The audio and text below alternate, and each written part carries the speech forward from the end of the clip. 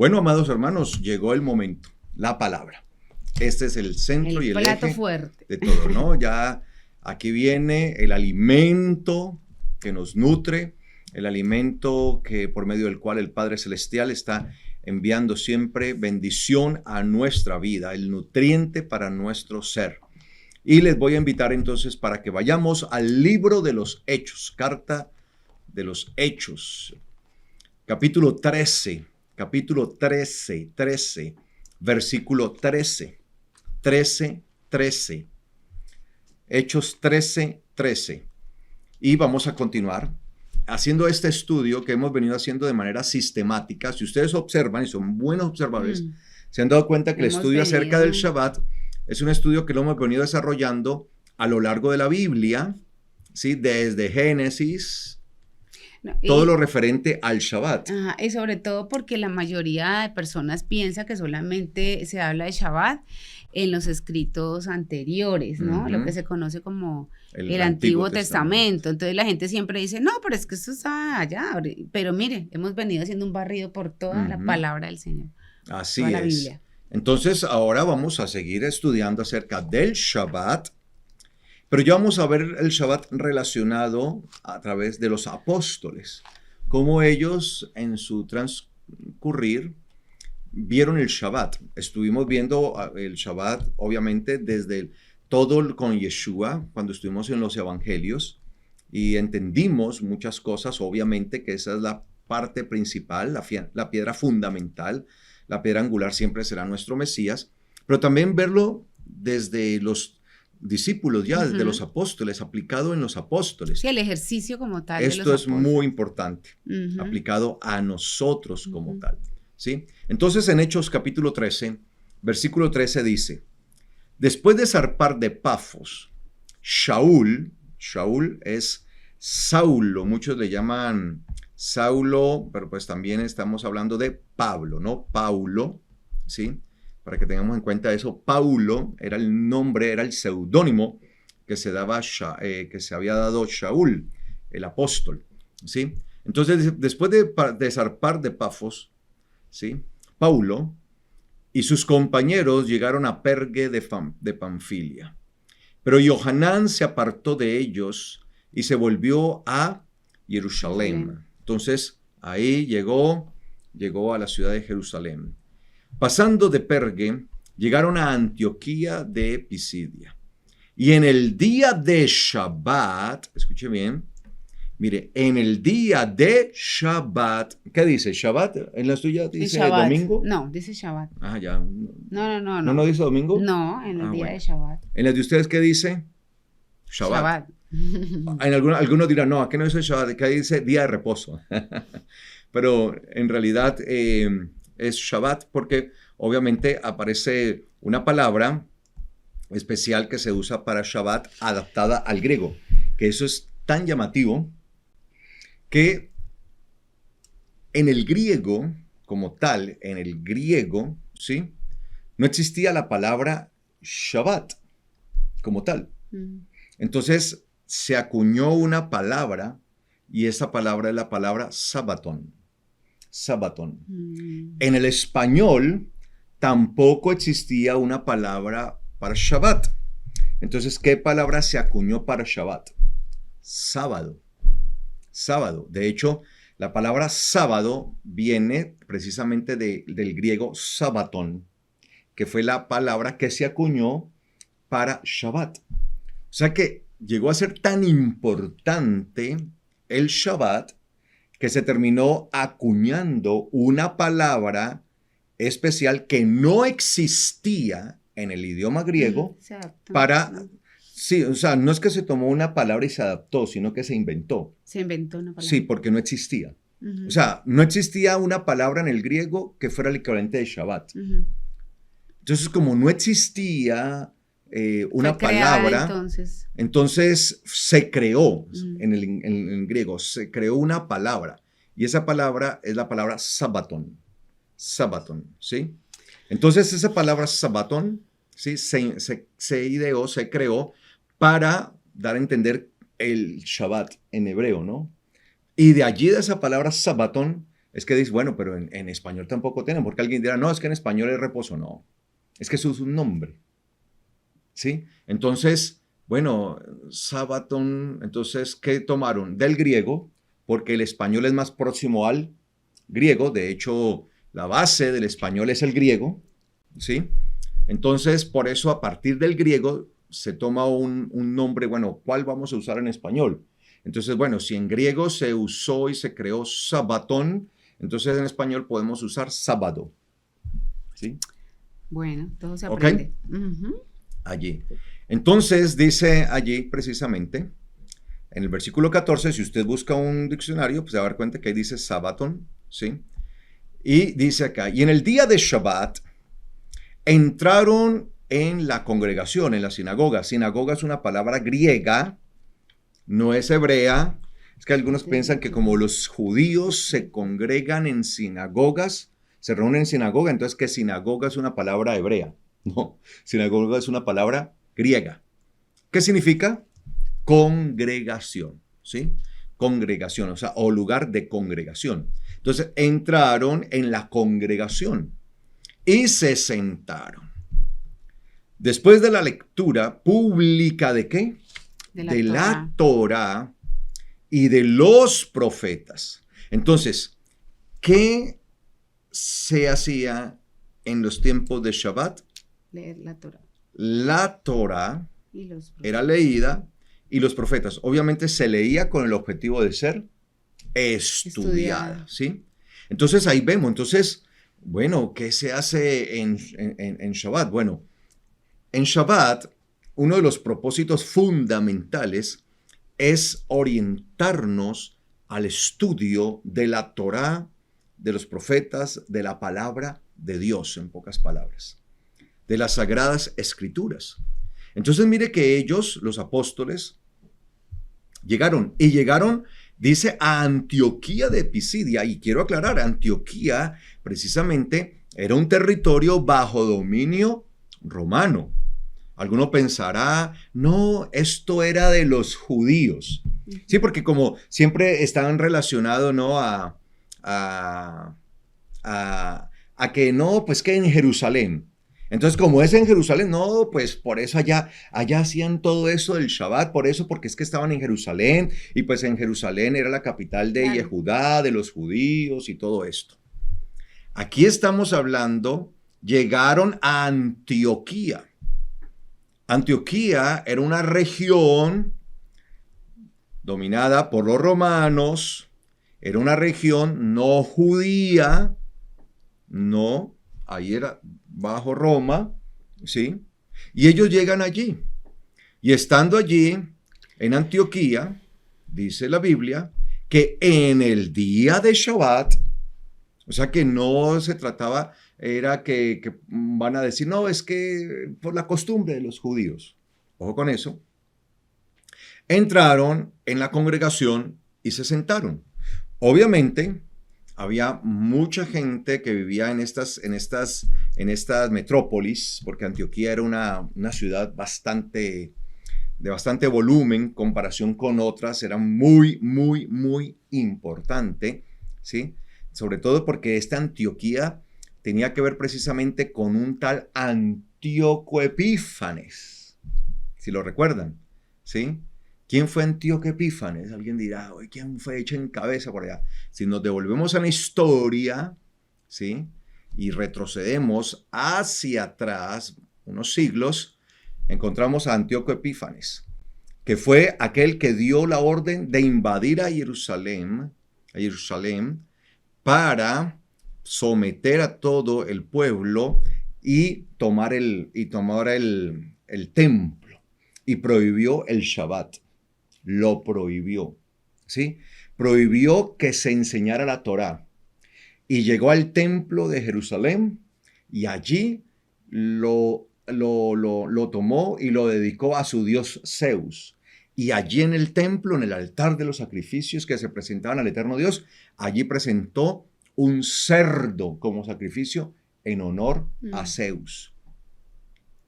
Y ahí es cuando van a venir la famosa guerra de los macabeos, ¿no? Que se levantan, ¿sí? Los macabeos que se levantan allí para pelear por no ser sometidos, y les querían obligar a renegar de la Torá, a renegar de la palabra, del Shabbat totalmente, y no les permitían estudiar. Entonces, ahora volvemos al tiempo de los apóstoles y encontramos entonces una ciudad que había sido creada precisamente en honor a Antíoco. Por eso se llamaba Antioquía, en honor a Antíoco. Y esta Antioquía, vemos que hay unas congregaciones que funcionan en día de Shabbat, ¿sí? Y en donde se está haciendo una lectura pública de la Torá y de los profetas. Eso es muy llamativo, ¿sí? Porque precisamente era una ciudad que había sido creada, generada en honor al rey Antíoco. Rey que quiso en algún momento invalidar la Torá. De hecho, en algún momento Antíoco se pensó así, y de hecho sí es así. Es un símbolo, ¿sí? Una imagen, una figura del antimesías, del anticristo. Muchos pensaban que Antíoco en ese momento era el antimesías que estaba profetizado a través de Daniel. Claro. De Daniel. Sí, cumplía muchas características. Entonces, eso es lo que estamos viendo. Y ahora, pues, ver esto. Entonces, mire, dice que ellos llegaron allí y entraron, ¿sí? En la sinagoga, ahí en la congregación, y se sentaron. Y después de la lectura pública de la Torá y de los profetas, los principales, los dirigentes de la sinagoga, de la congregación, mandaron a decirles: hermanos, si tienen algún mensaje, alguna palabra de exhortación para el pueblo, díganla. Bien pueda, por favor, hablen. O sea, les dieron ahí la oportunidad, imagínense, le están dando la oportunidad más, nada menos y nada más que al apóstol Shaul, al apóstol Paulo.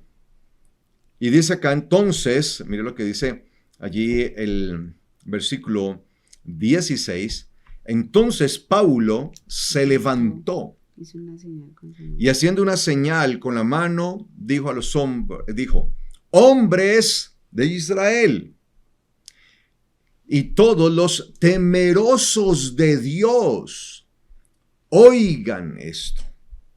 ¿Sí? Allí, en este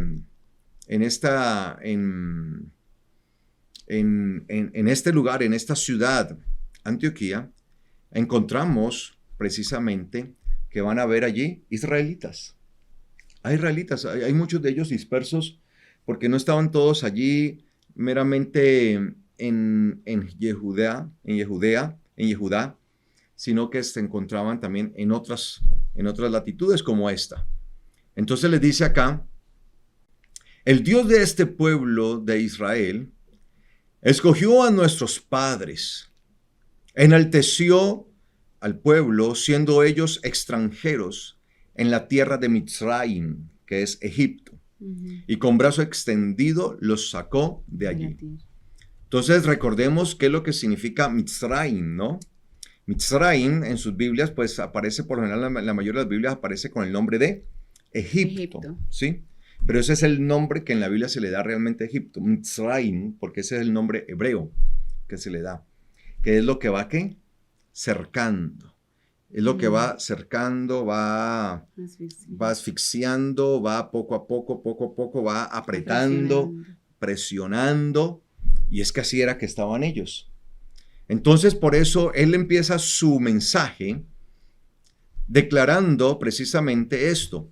Dice: Dios enalteció al pueblo siendo ellos extranjeros. ¿Y en dónde estaban? En un país, en una nación, en donde estaban siendo, ¿qué?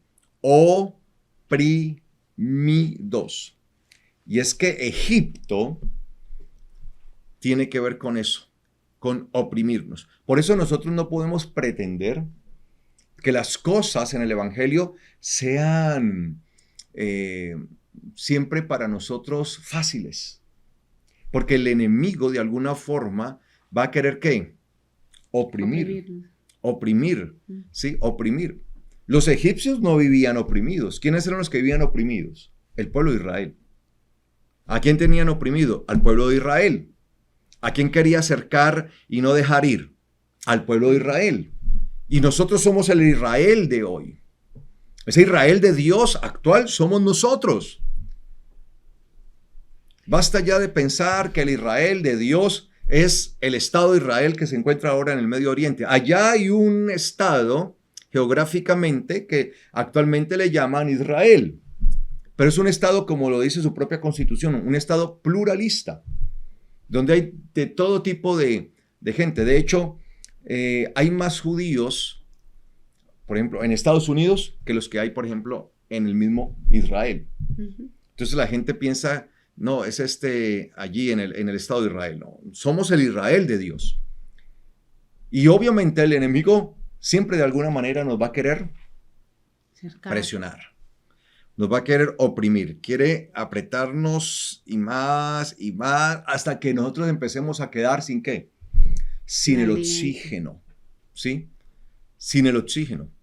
Y él empieza su enseñanza, empieza su predicación, empieza su palabra, precisamente diciendo, siendo ellos extranjeros en la tierra de Mizraim. Y eso es lo que nosotros debemos entender. ¿Qué somos nosotros aquí en este mundo? Este mundo representa a Mizraim, representa a Egipto. ¿Qué somos nosotros? ¿Somos ciudadanos del mundo? No, ¿Somos nosotros moradores del mundo? No. Aquí somos extranjeros. Aquí somos extraños, extranjeros completamente. Y esa es la forma correcta de nosotros vernos a nosotros mismos.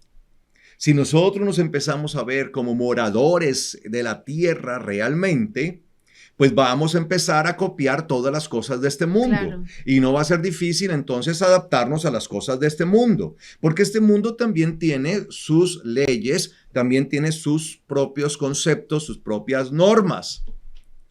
Entonces, dentro de este mundo usted ve que el mundo, ¿qué le dice el mundo? ¿Qué le dice el sistema religioso? El día es el domingo. También hay otro sistema religioso que le dice, no, el día es el viernes. Y así cada uno dentro de los sistemas religiosos van a dar su opinión y van a querer que usted haga esto, porque el mundo actúa de esa manera. Mientras que nosotros pertenecemos a Israel. Es Israel que él ha escogido. Nosotros pertenecemos a Israel. Y entonces, ¿qué va a querer hacer Mizraim, Egipto? ¿Qué es lo que está asfixiarnos, haciendo?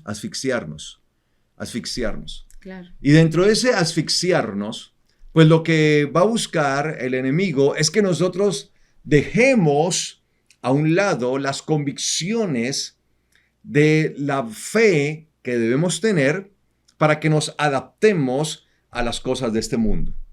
Y claro, como son cosas de este mundo, por eso son más fáciles de llevar, de hacer. Mire que para mucha gente es más cómodo, más fácil de pronto celebrar domingo que hacer Shabbat.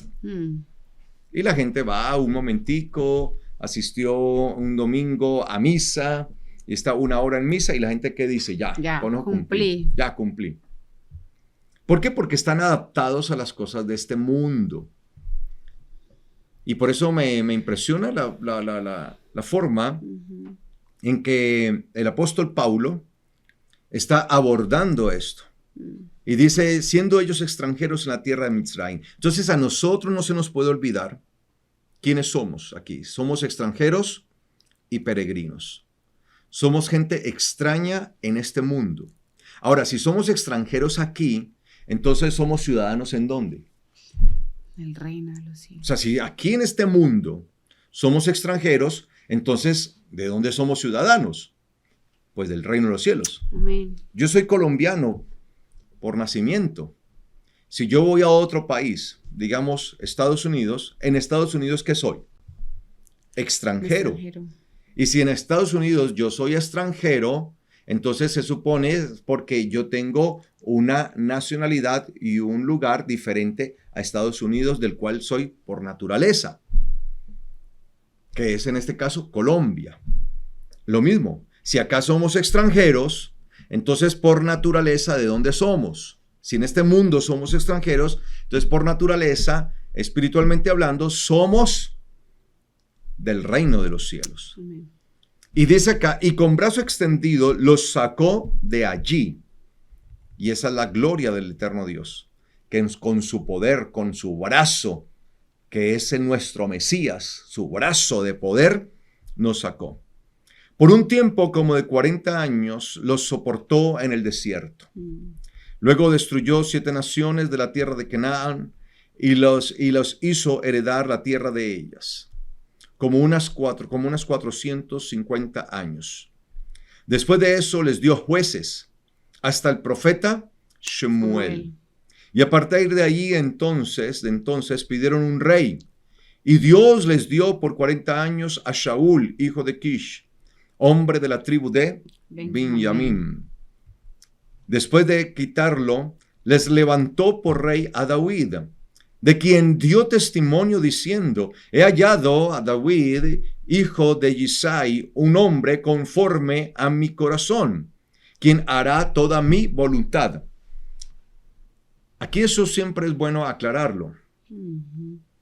¿Cuál fue la diferencia entre Shaul y David? Cuando nosotros pesamos en una balanza desde nuestro criterio, ¿quién cometió peores cosas, David o Shaul, el rey? David.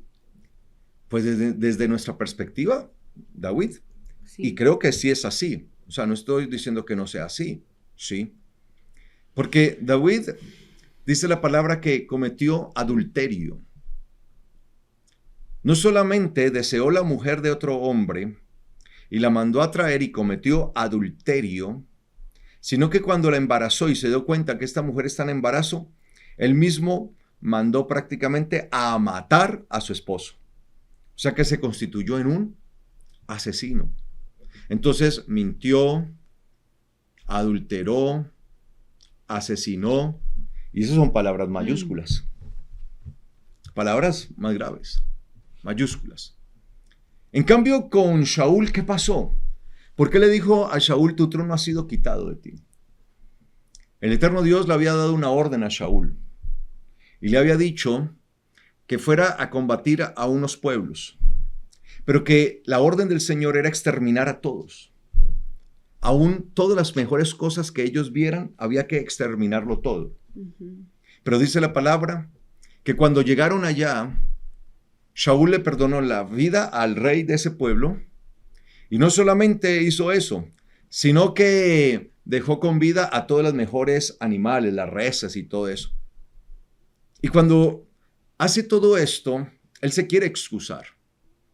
Luego, no solamente contento con eso, sino que viendo que el profeta Shemuel se demoraba en llegar, entonces se adelantó, se apresuró el rey Shaul. Y dice que tomó entonces unos animales y los ofreció en sacrificio a Dios, al eterno Dios. O sea, sí sacrificó y lo hizo al eterno Dios. O sea, no fue que lo sacrificó a los Baales ni nada de eso, no. En honor al eterno Dios, porque era el rey de Israel, Shaul. Y tomó y los hizo. Cuando el profeta Shemuel llega, le dice, ¿por qué has actuado locamente? ¿Por qué has hecho esto? ¿Acaso te corresponde a ti hacerlo? O sea, el hecho que fuera el rey no significaba que él tenía potestad para hacer lo que quería. Y ese tipo de cosas llevaron a Shaul a ser destituido de la presencia de Dios, tal que el mismo Dios le dijo, nunca más me volveré a presentar a ti. Nunca más. Y él intentó incluso buscar a Dios, incluso hasta por medios bastante pitonizos, bastante cabalísticos, peligrosos, bastante místicos, hasta usando brujería. Uy, sí. Y si nosotros vemos qué hizo, entonces le perdonó la vida a un rey que no le iba a perdonar, dejó con vida unos animales que eran como lo mejor, ofreció un sacrificio, ¿sí?, que no debió haber sacrificado porque lo tenía que ofrecer ¿quién? El Shemuel, el profeta. Él no tenía autorización. Y alguien dice, bueno, hizo esto, pero es que este otro David adulteró, mintió, pecó, mató, asesinó, y no, pero la diferencia es que Shaul, cuando nosotros estudiamos Shaul, él se justificaba con todo Siempre, lo que hacía. Sí. No, es que el pueblo, tuve miedo del pueblo. Y por eso, como tuve miedo del pueblo, imagínense, le está hablando de su propio pueblo, ¿no? Del cual era el rey. Tuve miedo y por eso como tuve miedo, entonces pues por eso le perdoné la vida al rey y por eso dejé los mejores ganados. Porque cuando el profeta Shemuel llega y dice, ¿qué es lo que escucho? Ese ruido, ese sonido, ese balido de ovejas que yo escucho? ¿Qué es? Si se supone que tenías que haber examinado todo, ¿por qué estoy escuchando eso? Y se excusaba. Y sacaba excusa tras excusa, y era un hombre que le echaba la culpa a todo el mundo, pero él jamás tenía la culpa. No asumía el error. En cambio, David, a pesar de los atroces pecados y acciones que cometió, porque es que, hermanos, amados hermanos, estamos hablando de engaño, adulterio, homicidio. Eso son palabras, para nosotros son palabras mayúsculas. Sin embargo, cuando David es confrontado allí, tremendo, sí. ¿Qué dice David? Ten piedad de mí, oh Dios, conforme a tus misericordias. Confieso que contra ti, solo contra ti, he pecado. He hecho lo malo. He hecho lo malo. Y empezó a confesar y dije, sí, no le he hecho la culpa a otro. No dijo, no, es que esa Betsabé me sedujo. Ella salió de verdad con toda su lujuria a bañarse. Yo estaba allá y me vio, ella se dio cuenta que yo estaba en lo más alto de la torre de mi palacio y desde allá salió a bañarse y se desnudó y me hizo un baile que no me pude contener, de verdad. No. Es que de pronto es lo que a nosotros muchas veces nos ha faltado, lo estoy hablando a nivel general en la iglesia de ahora, es lo que yo pienso, no sé si me acompañas en ese pensamiento, Carlos, que la gente, digamos, reconoce de cierta manera que ha pecado, pero siempre se justifica cada uno de sus actos. Y nos estamos pasando por alto que el Señor no quiere que nos justifiquemos, que el Señor quiere que nos arrepintamos y que asumamos la responsabilidad del pecado que cometimos. Entonces, cuando una persona viene y le dice a otra, perdóname porque yo te afrenté, pero recuerda que tú me hiciste enojar, o tú me incitaste para que lo hiciera por tu culpa. Entonces, eso no produce ningún tipo de libertad, ni en esa persona ni en la otra, porque la otra persona dice, bueno, y me está pidiendo perdón, pero se está justificando. Mientras que cuando uno reconoce que si uno tiene la postura realmente al pedirle perdón a alguien o al pedirle perdón al mismo eterno Dios, de decir, de no ir a decir en ningún momento, lo hice porque yo soy así o porque me incitaron o todo, entonces eso hace que realmente el Señor tome eso y la otra persona también tome eso como un arrepentimiento genuino, y el arrepentimiento genuino en otra persona sana a la persona afrentada. Ahí es donde está la diferencia, solo que a la iglesia de ahora yo siento y lo he visto en muchos casos, sobre todo porque yo me siento con personas a escucharles pedir perdón y me pongo a mirar su discurso con atención. Y cuando la persona ya llega y se justifica, yo digo, no, ahí no hay un arrepentimiento. ¿Se está sintiendo mal por la situación? Sí. A nivel emocional, hay un remordimiento que estaba manejando ahí sus emociones y entonces está aquí pidiendo perdón porque está emocionalmente afectado, pero realmente no se está poniendo en el lugar de pero no hay un arrepentimiento. Exacto, no hay un arrepentimiento. Que es diferente, ¿no? Que es diferente. Y remordimiento. Claro, porque el remordimiento no va a hacer que la persona cambie de camino. El arrepentimiento hace que la persona cambie de camino y se corrija en ese camino. Entonces, esa es la gran diferencia, pero es algo que estamos viviendo muy marcadamente ahora. Así es. Y por eso, ya que mi esposa hablaba de eso, entonces se justificaba. Entonces, Shaul, nunca veía que había realmente cometido un pecado. Exacto. Que estaba haciendo las cosas incorrectas, no. Y más bien, si le recriminaban, como le recriminó el profeta Shemuel, le recriminó, en vez de ser consciente de decir, sí estoy haciendo malas cosas, si no estoy obedeciendo, si no estoy haciendo el mandamiento, intentaba más bien justificarse en el hecho de que él era el rey, que lo hice para Dios. Pero ¿cómo así? Ese sacrificio que yo ofrecí, cuando Shemuel le dice, ¿sí? Locamente has actuado. Locamente. Apresuradamente, o sea, con locura, locamente, cuando le ofreció. Pero lo hice para la gloria y la honra de Dios. Un impulso ahí. Al igual que mucha gente, ¿sí? Que no quiere obedecer el mandamiento del Shabbat y más bien guardan otro día, el domingo. ¿Y qué hacen?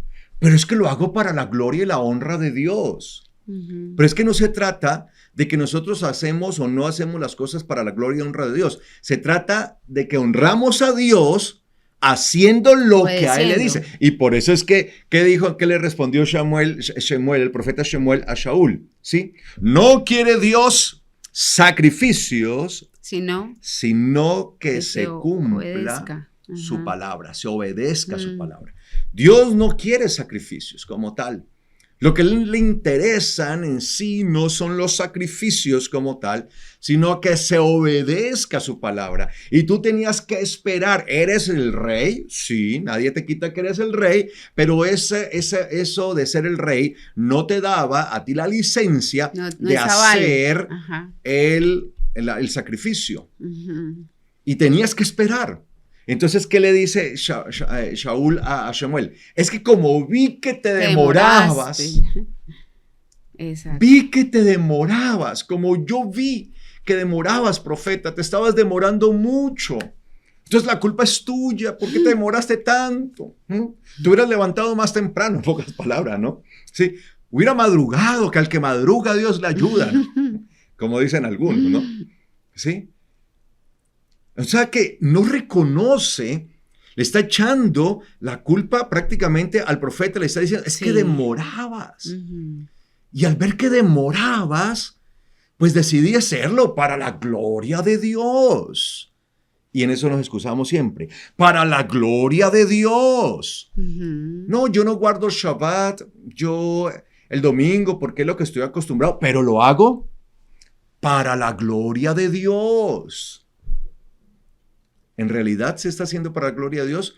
Para la gloria de Dios se hacen las cosas cuando se hacen de acuerdo a su voluntad. Y es por eso que el profeta Shemuel le dice, no, has actuado locamente, no has actuado como debes actuar, con sensatez, y Dios no quiere sacrificios, sino que se obedezca a su palabra. Y así hay muchas personas, uno le está diciendo, ¿qué dice la palabra? Y la persona se sigue justificando. Y vuelve uno y le dice, y les explica qué dice la palabra, qué demanda Dios, y la persona se sigue justificando. Literal es como mula. Sí. Es una mula. Y el mismo eterno Dios le molestó, a Samuel le molestó de tal manana que él se va. O sea, no, de hecho el Señor le dice a Shemuel. No estoy ahí. De hecho el Señor le ministra a Shemuel y le dice que le diga al rey Shaul, le dice, ¿sí? Tu trono ha sido cortado y ya no me seguiré entendiendo contigo. Y dice que a partir de ese momento, nunca más Dios le volvió a hablar a Shaul, al rey Shaul. Entonces nos exponemos a eso. Estar ahí, uno dígales qué es lo correcto, que el Señor quite realmente su presencia. Ya no más, no me entiendo más con esta persona. Eso es un espíritu. Sí. O sea, está allí, entonces, y uno dice, Dios mío, qué mula. O sea, no entiende y se está perjudicando porque ya el Señor no va a estar allí. Y eso es algo tremendo, o sea, solo por la desobediencia y por arraigarnos ahí en algo que no tiene justificación. Por eso el versículo 22 dice, después de quitarlo, ¿a quién? A Shaul, porque Dios lo quitó, les levantó por rey a David, de quien dio testimonio diciendo, he hallado a David, hijo de Yishai, un hombre conforme a mi corazón, quien hará toda mi voluntad. Entonces, cuando se dice que David era el hombre conforme al corazón de Dios, no es porque no hubiera pecado. Y de hecho, lo que me fascina de la Biblia, Primero es que no se trata de un cuento, como muchos lo pretenden mostrar, ¿no? O un cuento de hadas. Si eso fuera un cuento de hadas, no sería perseguido. Porque yo no veo ejércitos. Contra Blancanieves. Yo no veo, gente, sí, no veo organizaciones, comunidades persiguiendo Blancanieves, los 7 enanitos, diciendo este libro, este cuento de hadas, sí, a las princesas, ¿no? De todos esos cuentos que hay, como persiguen la palabra, porque saben que es verdad. Y lo que me gusta de la palabra es eso, que no le esconde la vida privada a nadie. ¿Sí? No. O sea, eso queda público, qué vergüenza. O sea, David, el adúltero, el asesino. Cada que abran la Biblia ahí tienen la historia. Porque es que la palabra no es un libro donde se le pretende lavar la cara a alguien. No es de maquillar. Y mostrarlo como que, wow, Superman, el hombre que jamás nunca pecó. No, del único que se muestra esto, porque es evidente que fue así, es de Yeshua, quien se dice que fue tentado en todo, pero no pecó jamás. Pero el resto, todos los personajes en la Biblia, usted ve todos. Yo pero le doy al Señor, gracias que yo no fui un personaje para ser descrito en la Biblia, porque sí, qué vergüenza. Sí, qué pena. Que tuvieran que colocar ahí mis faltas, que ustedes se dieran cuenta de las que yo he hecho.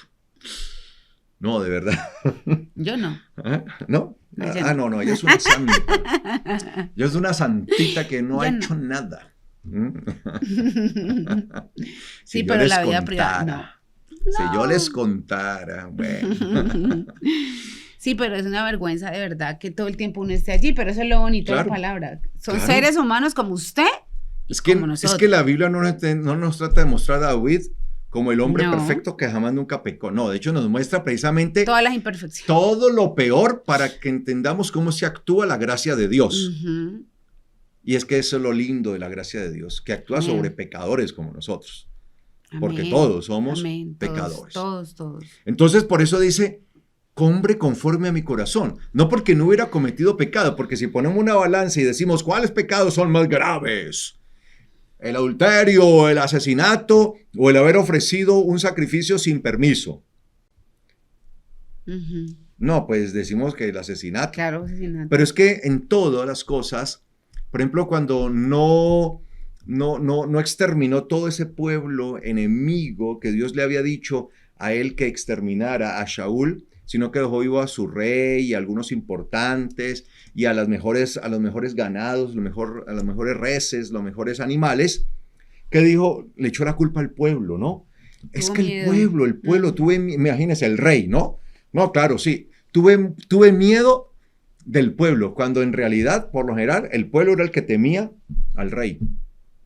Tuve miedo del pueblo, entonces, no, ¿quién se va a meter contra el pueblo?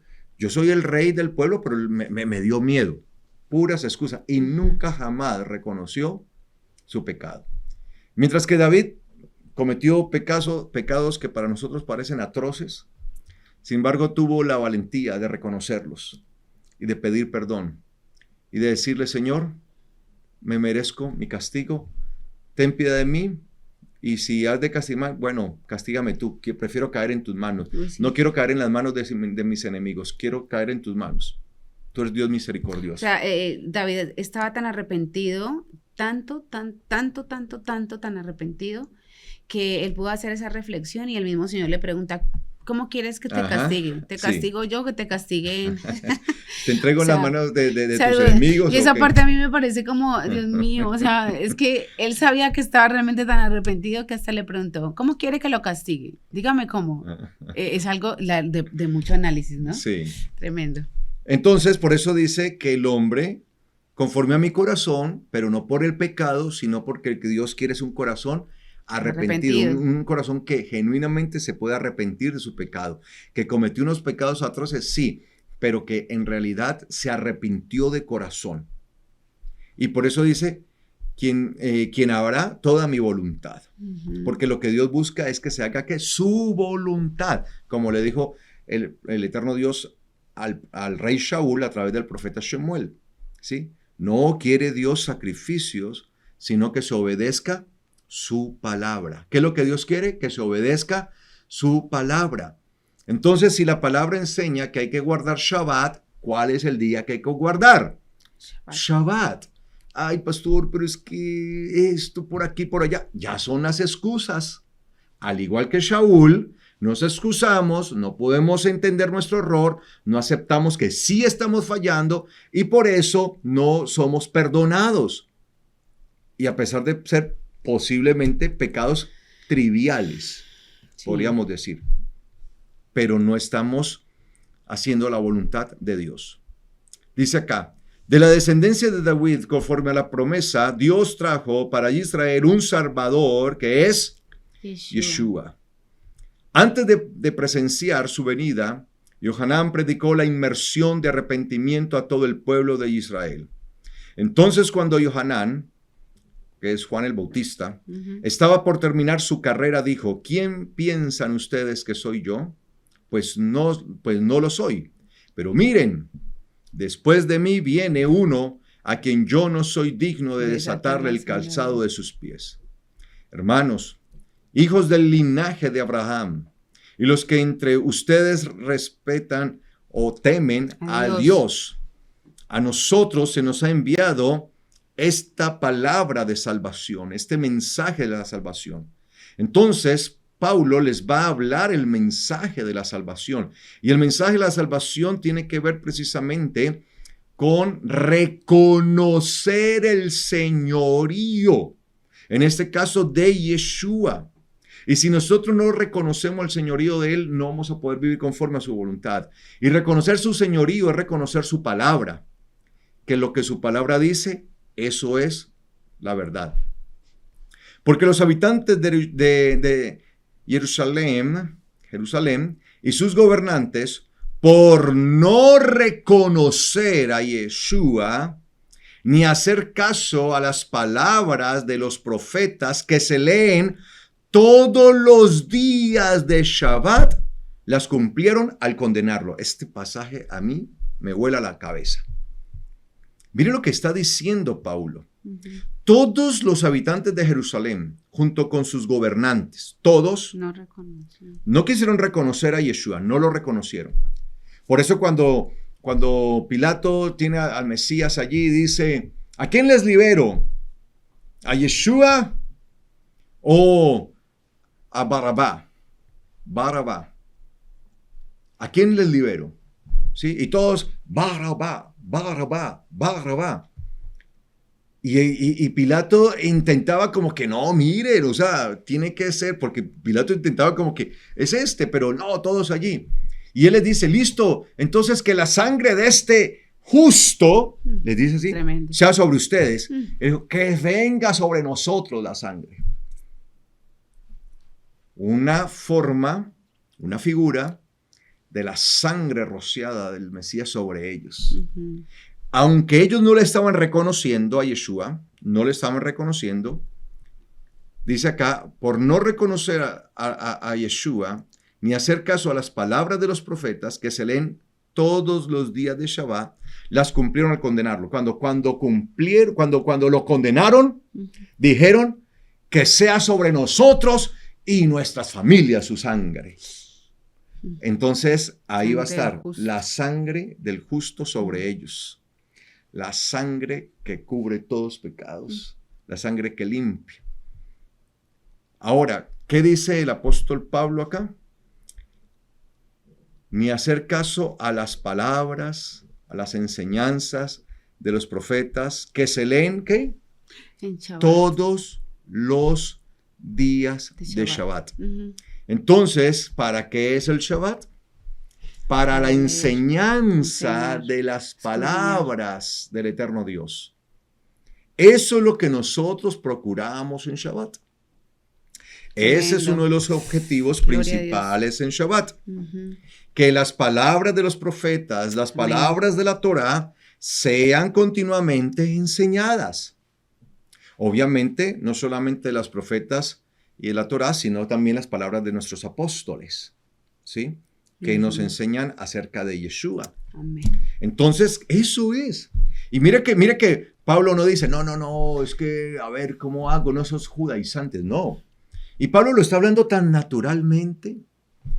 No quisieron obedecer, no quisieron hacer caso a las palabras, no quisieron reconocer a Yeshua y no quisieron hacer caso a las palabras de los profetas que se leen todos los días de Shabbat. Él no tenía problema con aceptar esto. Todos los días de Shabbat. Entonces, en el tiempo de Yeshua, en el tiempo de los apóstoles, ya habiendo muerto y resucitado Yeshua, ¿cuál era el día en que se reunían para estudiar y leer las palabras de los profetas, las palabras de la Torá? El día de Shabbat. Esto es muy claro, amados hermanos. Esto no hay necesidad de torcerle el pescuezo, el cuello, ¿no? al texto, ¿no? ¿Cierto? Sí. No, así claritico. Si usted pone a un niño, haga el ejercicio, si tiene un niño allá en su casa, que ya sepa leer y tenga más o menos interpretación de comprensión de lectura, ¿sí? Dígale que lea ese texto y dígale y pregúntele, ¿qué días se estudian o se leen las palabras de los profetas? A ver qué le responde el niño. Él le va a decir, pues papá acá dice que los días de Shabbat, ¿ya?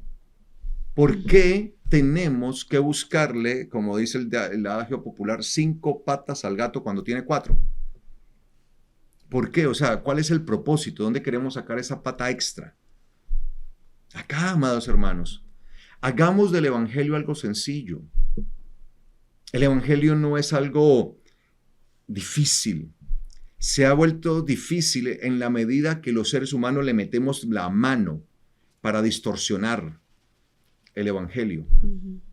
Aquí, muy sencillo. Versículo 28. Sin hallar en él ninguna causa digna de muerte, pidieron a Pilato que lo matara. ¿Sí ven? En ese momento.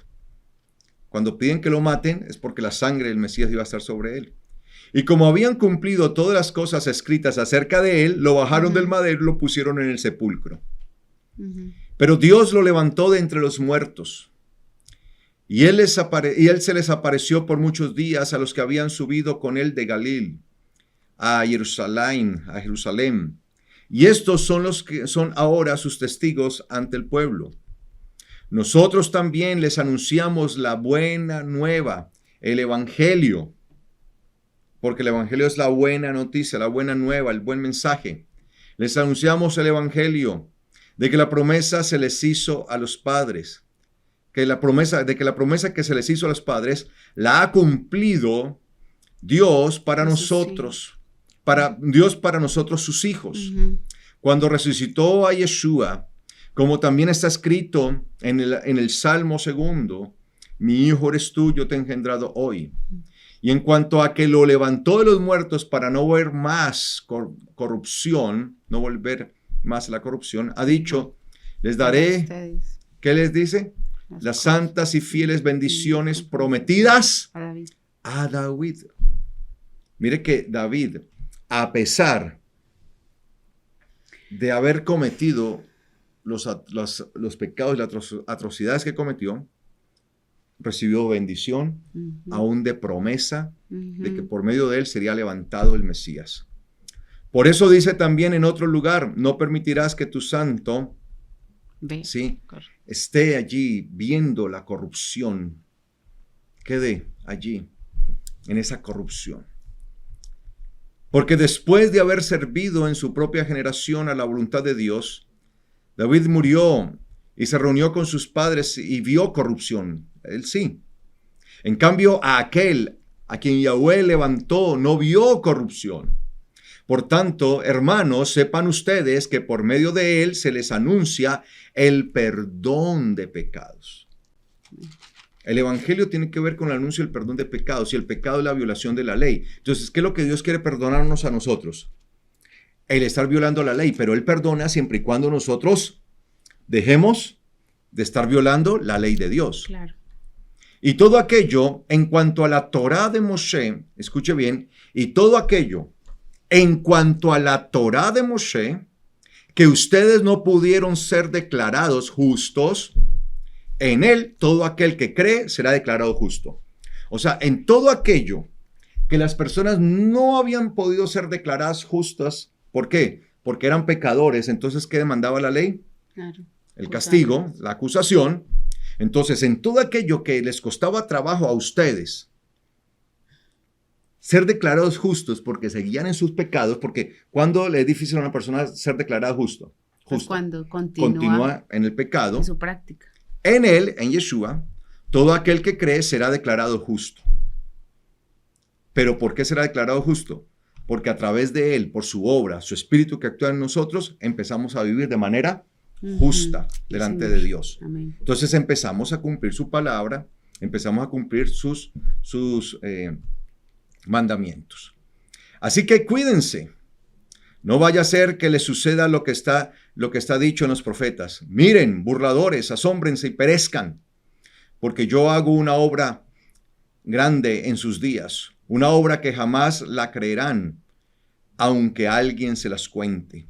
Cuando ellos salían, les rogaron que al Shabbat siguiente les hablaran de esos temas. Ese asunto. ¿Al qué? Al domingo siguiente, ¿cierto? Al Shabbat. ¿No dice domingo? No, Shabbat. ¿No? Qué pesar. Sí, tenía la esperanza que dijera domingo. No. Cuando salieron, les rogaron, le dijeron, venga, ¿qué tal si nos vemos el próximo Shabbat? Y en el próximo Shabbat, por favor, nos siguen enseñando, nos siguen hablando de estos temas. ¿Qué tema tan importante este? Acerca de Yeshua. Entonces, una vez despedida la congregación, muchos de los yehuditas, de los judíos y de los prosélitos piadosos siguieron a Shaul, ¿sí? Muchos de los yehuditas, de los judíos y de los prosélitos piadosos, estos eran de los que no eran judíos, pero que se habían convertido al judaísmo, ahora terminaron siguiendo a Paulo. Siguieron a Paulo y a Barnabá. Barnabá es en arameo, hijo del profeta, ¿sí? Barnabá. Quienes les hablaban y los persuadían a perseverar fieles en la gracia de Dios. Versículo 44. Al Shabbat siguiente se reunió casi toda la ciudad, no los judíos. Es que son para judíos. Eso era el tiempo de Yeshua. Y bueno, acá ya Yeshua ya muerto, resucitado, y ahorita están los apóstoles. Y era la ciudad de Antioquía, no nos olvidemos. Al Shabbat siguiente se reunió casi toda la ciudad para oír la palabra de Dios. Entonces, ¿para qué se reunían los apóstoles con la gente en Shabbat? Para oír la palabra de Dios. Para que la palabra de Dios fuera expuesta. Del Señor. El mensaje del Señor. Esto es muy claro, amados hermanos. De verdad, cuántas cosas nos tiene, cuánta evidencia nos tienen que mostrar para que dejemos de creer que es el domingo. Cuando la Biblia nunca jamás habla del domingo, pero dudamos que sea el Shabbat y seguimos creyendo que es el domingo. Cuando la Biblia habla del Shabbat y del Shabbat. Al Shabbat siguiente, tal como le pidieron ellos, casi toda la ciudad. No, alguien podría decir, no, puros judíos, no, a la ciudad de Antioquía. Eran puros antioqueños. Pero sí, fue Antioquía. Bueno, los colombianos saben, los colombianos entienden eso porque es que acá hay un departamento en Colombia, un estado, un departamento que se llama tenemos una Antioquia también. Sino que hay que no se llama Antioquía, sino Antioquia. ¿Sí? Es sello colombiano. Entonces les decimos antioqueños, ¿sí? Al Shabbat siguiente se reunió casi toda la ciudad para oír la palabra de Dios. Y cuando los yehuditas vieron a las multitudes, los judíos, se llenaron de celos y con blasfemias contradecían lo que decía Paulo. O sea que las multitudes eran judíos. Sí había judíos. Algunos. Pero las multitudes eran de la mayoría de la ciudad de Antioquía, que no eran judíos. Y cuando vieron que ellos reunieron un mundo de gente, una cantidad de gente allí, se sintieron un celo, ¿no? Uy, este tipo nos ganó, no, tiene más seguidores que nosotros.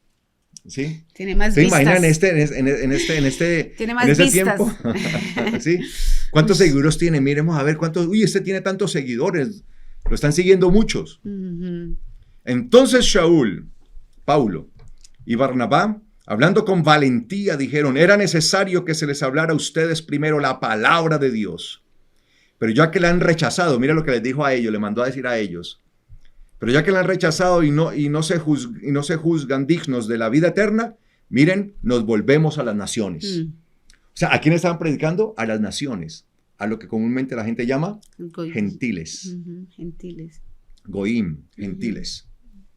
Porque fuimos donde ustedes, nos preguntaron y les hablamos y no quisieron escucharnos. Solamente unos cuantos. Entonces ahorita estamos predicándoles a las naciones, a los gentiles. Ahora le estamos predicando a ellos. Porque así nos ha mandado el Señor. Te he puesto por luz a las naciones. Naciones. Wow. A fin de que lleves la salvación hasta lo último de la tierra. Entonces aquellas personas del pueblo de Antioquía, que la mayoría de ellos eran gentiles, ¿qué día estaban reunidos con Pablo? En Shabbat. En Shabbat. ¿Qué día se les estaba predicando y qué día pidieron ellos mismos que se reunieran? Shabbat. Y Pablo dijo, así será hasta lo último de la tierra. Al oír esto, las naciones se alegraron y glorificaron la palabra de Dios, los gentiles, las naciones. Y creyeron todos los que estaban designados para la vida eterna. Y la palabra del Señor se difundía por toda región. Por toda región se fue difundiendo allí. Entonces entendamos esto. Pero los yehuditas, aquellos que eran judaizantes, instigaron a unas mujeres piadosas y distinguidas y a los principales de la ciudad y provocaron una persecución contra Pablo y Barnabá y los echaron de sus territorios. Entonces sacudieron el polvo de sus pies contra ellos y se fueron a Iconio. Y los discípulos estaban llenos de gozo, los maltrataban y ellos contentos, felices. Que lárguense de aquí, vayan, si los maltratan ellos, gloria al Señor. Nosotros sí aguantaremos ese voltaje. No, pues si no se aguantan las pruebas básicas y ya se van desconsolados porque el Señor... El pastor no me miró, no me saludó, el pastor no me quiere, no vuelvo a esa iglesia. Sí. Qué pastor tan orgulloso ese. Sí, no, nosotros con algo así, no. Que Dios nos libre. Llenos de gozo y de espíritu de santidad. Los echaron, los expulsaron, los maltrataron. Ellos, gloria al Señor, bendito sea el Señor. Mañana volvemos, decían. Se fueron, ellos no tenían problema. No. Pero mire que esto es muy claro, amados hermanos. Sí. Es toda una claridad muy tremenda. O sea, la verdad, son textos que no requieren tanta explicación. El mismo texto se explica tan bellamente, tan hermosamente, que pues dar explicación acá como que sobra, ¿no? Pero a veces necesita explicación porque la mayoría de la gente donde dice Shabbat leen domingo. Sí, parece que leyeran domingo. Y allí es claro. Si nosotros leemos la palabra de Dios es claro. No hay que darle tanta vuelta, no hay que hacernos tanto embrollo. Así que nosotros tenemos paz con Dios, amados hermanos, sabiendo que estamos haciendo lo que hacían los apóstoles y los primeros creyentes. Se citaban en Shabbat para estudiar la palabra de Dios, para estudiar la Torá, para estudiar los profetas, para hablar acerca de las maravillas de aquel que es el centro de la palabra, nuestro Mesías, Yeshua. Amén. Amén. Bueno, vamos a dejar hasta acá, amados hermanos, esta enseñanza con la gloria del Señor y vamos a dar gracias a nuestro Padre Celestial, no sin antes pedirles a todos ustedes que si esta enseñanza para ustedes de verdad es valiosa, entonces la compartan y le den me gusta. Denle allí me gusta al video de YouTube, me gusta, me gusta, me gusta. Tome ahí el celular como siempre hacemos, ¿no? De una vez. El me gusta, ahí le damos permiso, coja el celular ahí. Me gusta y compartan. Si es que de verdad usted tiene en su corazón compartir la palabra, compartir el pan del cielo con otros. Esto es un medio muy eficaz, las redes sociales. Entonces, dele me gusta y comparta en el nombre del Señor. Así también, si hay alguna persona que ha llegado por primera vez a nuestra transmisión, por favor, comuníquese con nosotros a la línea que aparece en su pantalla. A través de WhatsApp nos escribe su nombre, nos escribe de dónde es y si tiene una petición la puede colocar. Y nosotros nos estaremos comunicando con usted, con la ayuda del Eterno Dios, para saber cómo le podemos servir. No se olviden visitar nuestra página web www.palabraVerdadera.org.co. Recuerden que allí encontrarán todo acerca de nuestro ministerio y también tienen la oportunidad gloriosa de inscribirse a nuestras escuelas de formación ministerial, que son escuelas de aprendizaje de la palabra, aprendizaje profundo de las Sagradas Escrituras. Si usted quiere aumentar su entendimiento en las Sagradas Escrituras, entre en nuestras escuelas, las cuales son totalmente gratis. No les cuesta nada, simplemente llenar un formulario y ya, para que queden inscritos. Así que aprovechen esta gran oportunidad. Vamos a dar gracias al Eterno Dios por su palabra y así podernos despedir en este inicio de Shabbat. Bueno, amados hermanos, muchas gracias por habernos dado la oportunidad en este espacio de entrar hasta sus casas, de poder tener este inicio de Shabbat con la palabra del Eterno Dios. Deseamos que el Eterno les siga bendiciendo grandemente y les siga santificando en este tiempo de Shabbat. Mucho shalom para todos ustedes. Amén. Bendiciones. Bendiciones, shalom.